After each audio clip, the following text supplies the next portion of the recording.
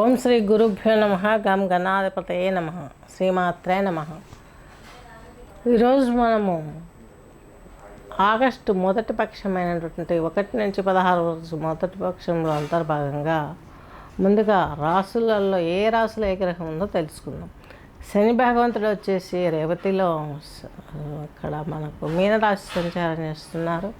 అలాగే కుంభరాశిలో రాహు, కేతు వచ్చేసి సింహరాశి, అలాగే మిథున రాశిలో వచ్చేసి బృహస్పతి, శుక్రుడు కూడా అక్కడే ఉన్నారు.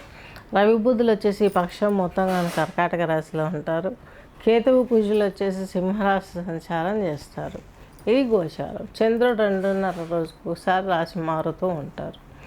నెక్స్ట్ వచ్చేసి మన జాతకం, మన యొక్క సంస్థలో మనకు ఈ యొక్క ఆయుర్వేద సమస్యలకు సంబంధించిన వారికి కన్సల్టేషన్ పౌడర్ వాళ్ళు కూడా మన సంస్థలో పరిచయం కాబోతున్నారు. నెక్స్ట్ వచ్చేసి సంగీతానికి, అస్ట్రాలజీకి, అలాగే యోగాకి ఉన్న సంబంధాన్ని మనం పరిచయం చేయడం జరుగుతుంది. దానిపైన మీకు ముందు చెప్పిన విధానంలో ఈ యొక్క విజ్ఞాన భైరవ తంత్రం అనే బుక్ దొరుకుతుంది మార్కెట్లో. ఎవరైనా కన్సల్ట్ అయితే వాళ్ళకి నేను లింక్ పంపించగలను. అందులో చూస్తే మీకు నేను చెప్పేది ఎంతవరకు నిజం అనేది కరెక్ట్గా తెలుస్తుంది. విజ్ఞాన భైరవ తంత్రం అనే బుక్.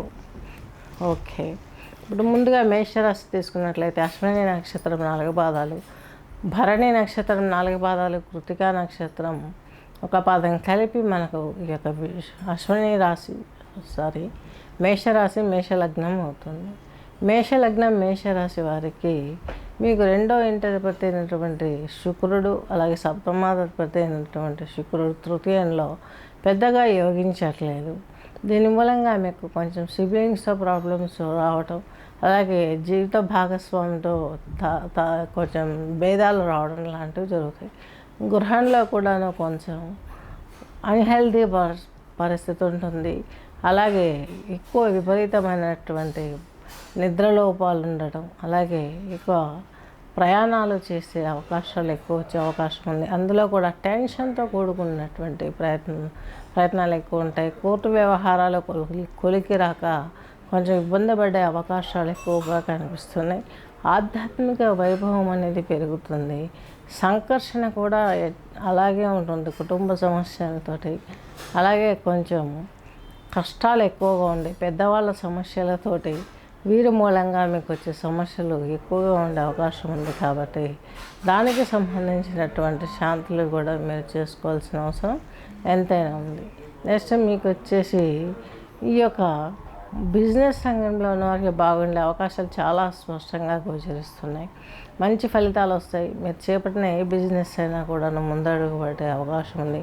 ఎక్కువ రెవెన్యూ డిపార్ట్మెంట్స్లలో పనిచేసేవారు, దానికి సంబంధించిన వ్యాపార సంస్థలలో వారు, అలాగే స్కిల్స్కి సంబంధించి కమ్యూనికేషన్ స్కిల్స్కి సంబంధించి, సాఫ్ట్వేర్ రంగాలకు సంబంధించి వీరికి మంచి అవకాశాలు వచ్చే అవకాశాలు స్పష్టంగా గోచరిస్తున్నాయి.